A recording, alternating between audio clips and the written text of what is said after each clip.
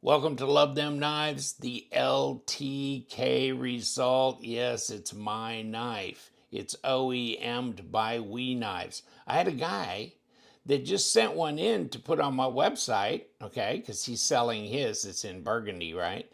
And he had it described as the We Knife LTK edition. Wrong. It's the LTK Result. Okay, that's just like a Devo knives, maybe OEM by Bestech, but it's a Devo growler or whatever. So, no, this is this is the LTK Result, and I just wanted to get this back out in the public view. LTK upside down. Here you go. And it comes in a green, and it comes in the maroon. And there was a guy that did bring it to my attention. It was really interesting because I thought I had done a review on this knife. I did like the prototype thing, and then I did a review of the final production prototype. But you know what? And I did a disassembly, but I never did a disassembly on an actual production knife. And he pointed that out to me, and I thought, oh, okay. You know what? And I thought, oh, you're wrong. You're wrong. Of course I did. And you know what? He was right. I hadn't. I had done a disassembly on the final, iteration of the production version prototype. And so now this is the actual production knife, okay? And I've got one in green, I've got one in maroon, and I got this one. I can't remember who stuck the edge on this, but somebody did. And you know what? And it's CV 20 CV, CPM 20 CV blade. And I had one of my knives sent in for Rockwell testing. And let me see how this one is too. For Rockwell testing, that's almost better. Edge, okay, that's good. That's just your standard factory edge. And it was a 60.1 Rockwell. So no, it's not a 64, 65, 78, whatever, but it's a 60.1 on their Rockwell. And so, yes, that's in the green zone for 20 CV, which is very similar or pretty much the same as far as I'm concerned as M390. So yes, so We Knives does a good job in this button lock. This thing has really been smooth, and it's almost freaky that this has so many knives that are button lock knives I've had on and off.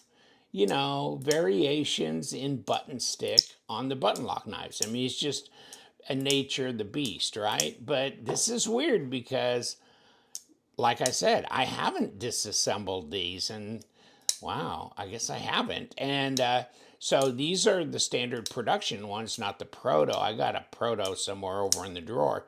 But you know what? Both these buttons have been just absolutely wonderful, and I haven't had any button stick or anything. Now, they've got a titanium backspacer, and there's a little pin for your lanyard. It has a reversible titanium stamped or bent titanium pocket clip, so you can go right or left hand with it, but it's still a titanium clip. Now, I don't know, maybe people would have rather had a milled one and then to hell with the left hand, but I really wanted to make it left and right hand friendly. In fact, I didn't want this to be a $420, knife with moku tie and stuff. I wanted to make this relatively affordable just to be able to carry and use. And so, this is $240 on White Mountain Knives. They're the exclusive seller of this, okay? If you want to buy one, you got to go to White Mountain Knives. But LTK is your discount code, and it gives you 10% off. So you're really into 220, okay? You put down the discount code, it drops to 220, and that's it. There's no shipping charge. There's no tax, okay? So 220 is it, okay? And really, for a nice titanium button lock 20 CV, I don't think that that's really out of range for most people, and I don't think it's unusually expensive for a knife of that quality. I mean, most of the Wii knives they're in the upper twos into the threes, and most other knives that are premium stuff are in the mid twos to mid threes at least and up. Okay, so it comes in a box and it comes in a pouch that's got LTK knives on it, and it comes with extra hardware because I wanted that done. I mean, a lot of things that I did cost extra money, okay? And so the extra hardware, and then the microfiber cloth, and then this pouch actually has pockets in it, which, you know, is nice that it does as well. And then on the pivot, I wanted these, machined instead of stamped. You know what I'm saying? So that was extra cost as well. And then the micro milling was extra cost as well. And then having all these inserts from the G10, and we were, back and forth about fat carbon fiber and stuff like that because that has a real high failure rate if you're going to put it in sections like this. Now, maybe it would have been smart just do a bolster and then from here on back, just do fat carbon as one piece. And that would have been doable. This in individual, really G10 works best and doesn't have as high a failure rate when they're trying to machine this stuff, okay? But it's very grippy, okay?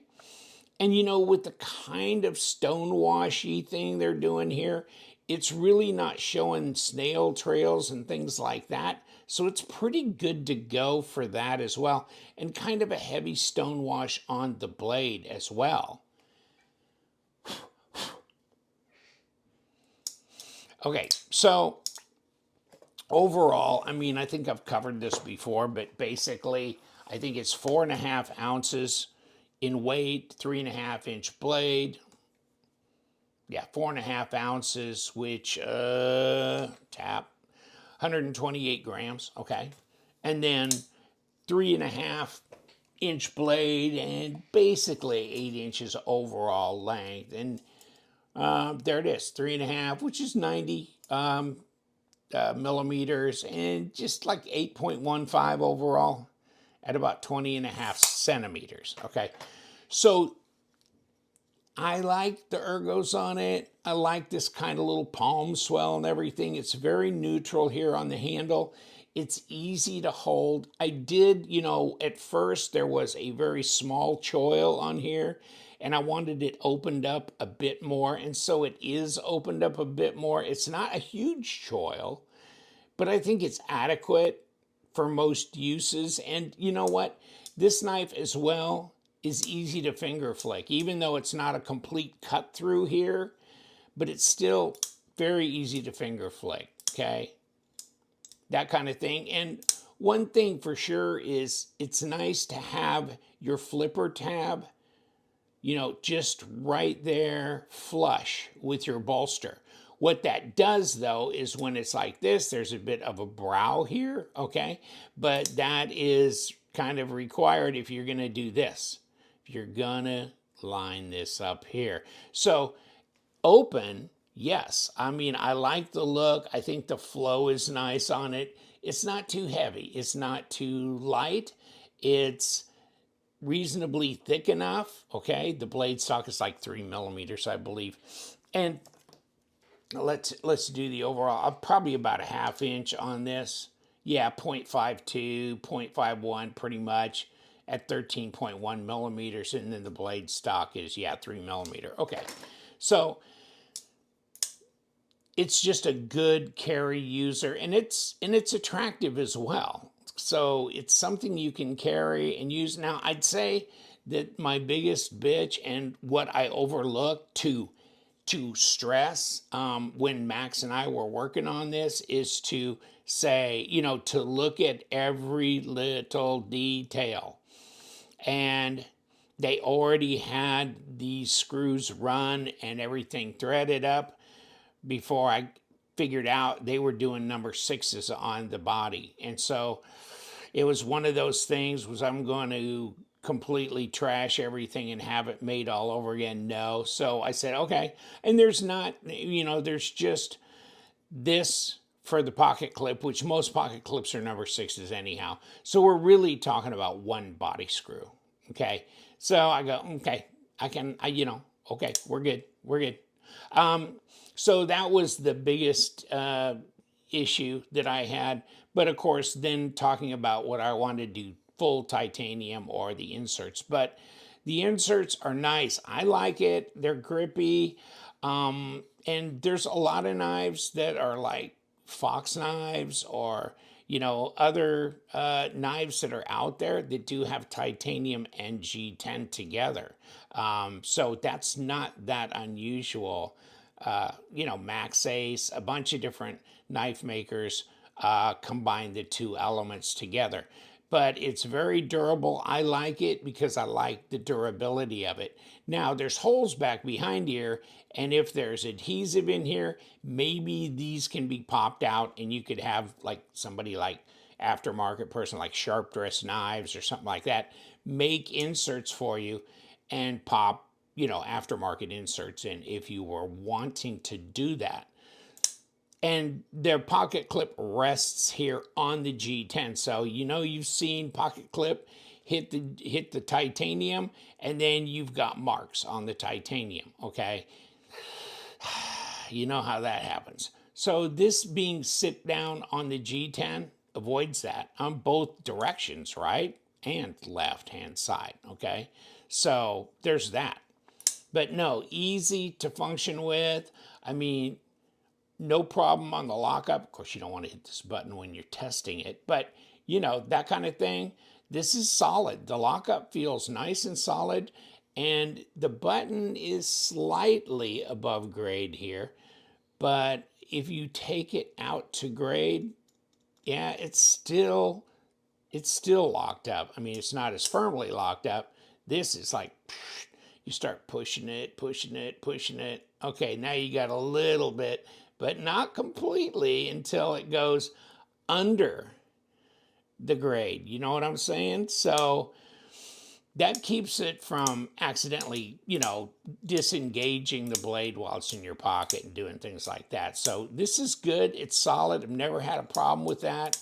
It's very easy to carry. And you know what? It's going to be a knife that is going to be here and gone. There's only a few left at White Mountain Knives because it's been out for about 9 months now.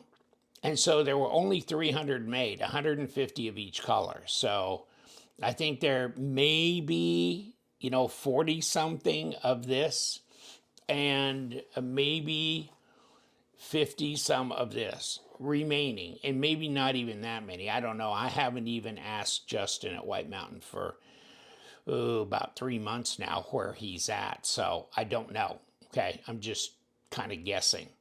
But yes, I wanted to just kind of go over this, but I also want to do a disassembly. So I'm going to do a disassembly, and I guess I'll just do the standard factory green one because I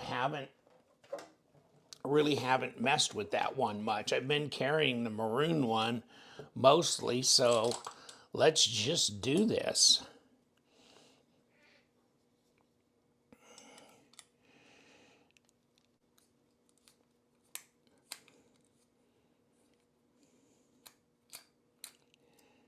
Okay, so here comes the pivot screw. And we got a body screw. And push and turn, push and turn. Yes, indeed. And we've got for the pocket clip, push and turn, push and turn. Okay, hold on. Holding it from the other side. So it'll come out from this side. Okay. Okay, so this should come apart. Yes, it does. Okay. So there's your pocket clip. It's titanium. I promise you. I promise you.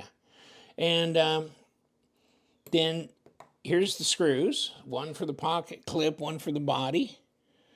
And you know what? They look the same. They do look the same. And you get extra screws in your package. Let's take a look on the inside. Obviously, instead of weight relieving it on the inside, it got weight relieved on the outside. There's where your pocket clip rests, right on your G10, not on your titanium. So you can see these holes through here. Looks like there's adhesive in there to me. When you look in through there, it looks like there's adhesive holding those in. So yeah, I think it would be a chore to pop them out. I don't think that would be easy to do.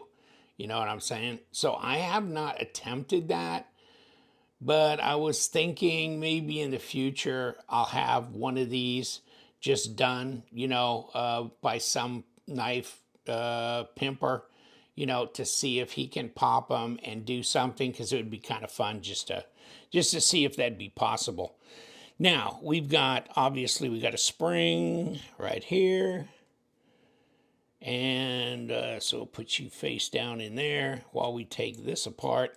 And then, of course, we got the blade stop right there. And then we've got the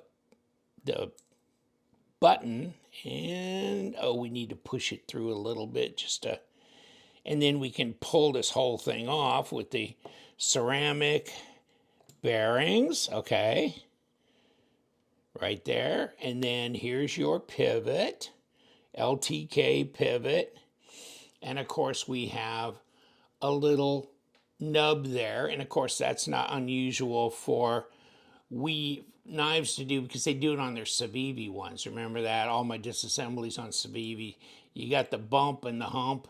And so that's what centers and holds your pivot in place, so this doesn't spin, when you're trying to unscrew it. So you got that as well, and you got little holes behind there, and then you got your back spacer as well. And then I must have just dropped my little thing for the lanyard. Okay, so this is basically, take a look at it. This is your disassembly. There's your spring. There's the one side, this and this and this. And then I've got my little lanyard pin rolling around here somewhere. All right, back with the LTK Result. This one, not difficult to take apart. Just not a lot of hardware in there. And by the way, I mean, these screws are titanium, okay? So there's that. And the pocket clip is titanium, backspacers titanium as well. I think the pivot is steel, but this cap is probably titanium as well. So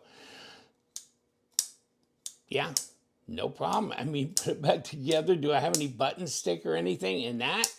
It happens with other knives. I don't know. Lucky, good, whatever, I don't know, but these have really turned out well. And jimping and up, easy carry, easy use, fidget friendly, that kind of thing. You can thumb roll it if you want. The detent is adequate. I mean, look at that. I mean, that's yeah. Oh, wow. Okay, yeah. The detent is all it needs to be, believe me. So, but still, easy to finger flick, etc. All right, I'll let you go. At least I've done the disassembly now and reminded you there are some of these for sale, okay? So, get over to White Mountain Knives, pick one up before they're gone. They will be gone. I'm not going to do another run of these. I haven't even imagined another project yet. I've been busy with the website. Check that out too. That's pre-owned knives, except for there's going to be some that are brand new, like the line of Eutectic knives, the Eutectic Trinity. And if you buy one of those, you get a big, nice LTK swag pack with PVD sticker and all that, and a card and a channel sticker, all that. But then you get this as well. You can stick on your Velcro board or patch or wherever you want, and it glows in the dark, all that. And you get an LTK koozie as well. So there's all kinds of stuff that comes with Eutectic. Take care, my friends. You know what we do. We love them knives. So you guys stay sharp.